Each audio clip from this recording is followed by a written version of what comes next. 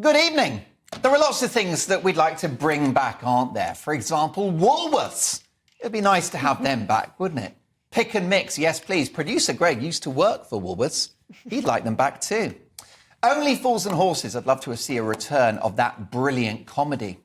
Drinking at lunchtime. Remember a cheeky couple of pints before heading back to work? Surely that deserves a welcome return.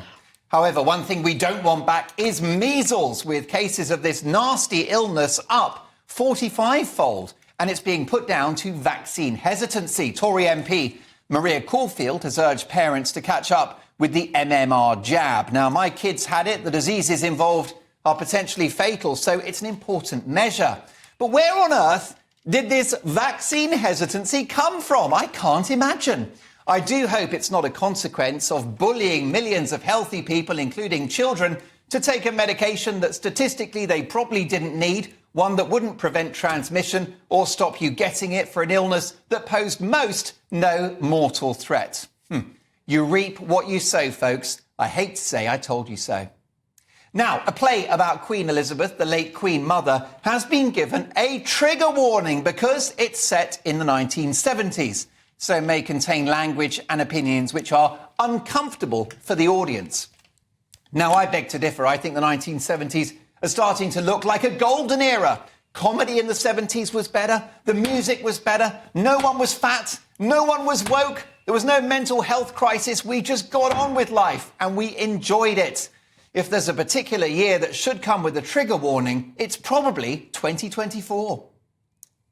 Now my heart bleeds for Germany, who, unlike the UK, have spent much of the last 12 months mired in recession. How the mighty have fallen. One of their top business chiefs has warned Germany is at risk of becoming, and I quote, a museum of prosperity, as train drivers launch their longest ever strike amid tensions over the country's finances. Now, I love Germany and the people are fantastic, but it's a once great nation which is now dealing with an explosion in homelessness, food banks, an energy crisis which had them reliant on Vladimir Putin for oil and gas, and a creaking industrial economy which makes our thriving service sector look like the future. This after years of finger-wagging that Britain was the basket case of Europe and would collapse after Brexit, many of those voices coming from Berlin. So what is that German expression for amusement at someone else's misfortune? Oh, yes, Schadenfreude. You took the word right out of my mouth. Now, my good friend and Tory MP Lee Anderson has been doing a bit of a hokey-cokey lately, in and out more often than a groom on his wedding night. Having said he would vote against the Prime Minister's Rwanda legislation, which led to his resignation as deputy chairman, he changed his mind and abstained. But now the big man has said he should have supported the bill in the first place, and he'd quite like his job back. Well, I think Rishi Sunak, if he was smart, would reinstate Lee Anderson, as he speaks for millions of ordinary people in this country. Like the famous shower scene featuring Bobby Ewing in Dallas, the two of them can pretend the whole thing was a dream. Rishi Sunak has a darn sight higher chance of winning the next election with Lee Anderson at his side than without. Rishi needs Lee. You'll love this story. One of the first councils in Britain to ban weed killer has dropped the strategy as the streets and footpaths became choked with weeds. There's a surprise. Ultra woke Brighton and Hove has been branded the city of Triffids after the bonkers council imposed a ban on the use of glyphosate, the active ingredient in most weed killers. Weeds standing up to 5 foot tall now block pathways, which means it's a nightmare for disabled people, the elderly and parents with prams. I thought the scariest thing about a trip to Brighton was the risk of being accosted by a militant vegan. But it seems the greatest peril is overgrown plants and stinging nettles. Yes, it seems that Brighton Council took plant-based a bit too far.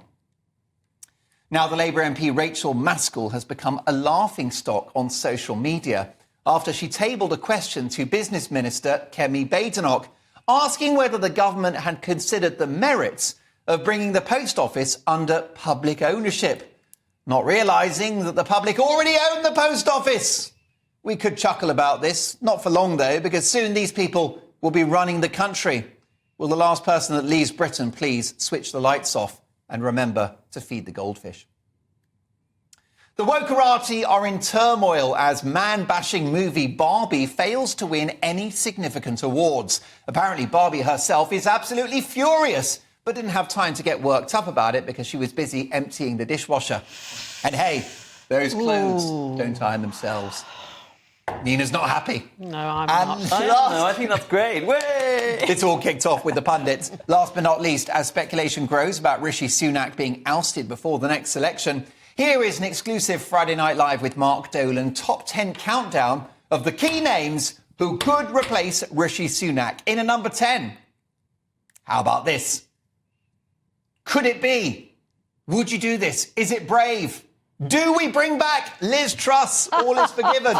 Would she deliver the knockout blow in round 2 of being PM? In at number 9, possible replacement for Sunak, Jacob Rees-Mogg, GBNews superstar, and a man who would bring not just fine Victorian values back to this country, but a Victorian wardrobe as well. In at number 8, former GBNews presenter and the government minister for battling woke, Esther McVeigh. As PM, could she wipe out PC? She might be worth a go. At number 7, replacements for Rishi Sunak. How about Penny Mordaunt, famous for her massive sword? She kept that quiet. At number 6, dare to dream. Find a safe seat or a place in the House of Lords and bring back Boris. The problem is, Nina Mishkov, he's making a fortune on the speaking circuit. He can't be bothered to come back. He doesn't need it. And given the fact that he's got at least 27 children, can he even afford to be Prime Minister? At number 5, you'll like this one, Peter.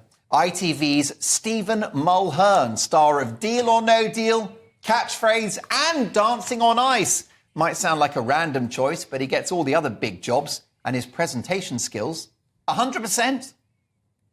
At number 4, he's a born winner and has announced that he's leaving Liverpool at the end of the season. How about Jurgen Klopp in the dugout at number 10? He is Britain's favourite German import. Back of the net. Stolen my joke. That was my joke for tonight. Jurgen was going to... We've used that. There's plenty more where that came from. You are a veritable comic genius, Peter Lloyd. In at number 3, she generates more headlines than any other politician. Would the Tories be brave enough to go for Braverman? Deep intake of breath from Nina Mishkov. One thing's for sure, if she got the top job, she would annoy all of the right people. Worth a shout. OK, there she is. Very much hot and favourite at the moment in this race. At number 2, I've always admired her. And she was my second choice behind Rishi all those months ago. Kemi Badenoch, straight-talking, Brexit-loving, doesn't suffer fools gladly. Tory MPs must be sorely tempted. OK, back to me, Ran, because the last but not least option, number 1 of potential replacements for Rishi Sunak, it is the nuclear button. It is the political equivalent of throwing the kitchen sink at it. I give you Nigel Farage. He's the most consequential politician of his generation. He's responsible for Brexit. He unearthed the debanking scandal, and he's part of the broadcasting revolution that is GB News. From the Australian jungle to number 10, stranger things have happened. And that is your Friday Big Opinion.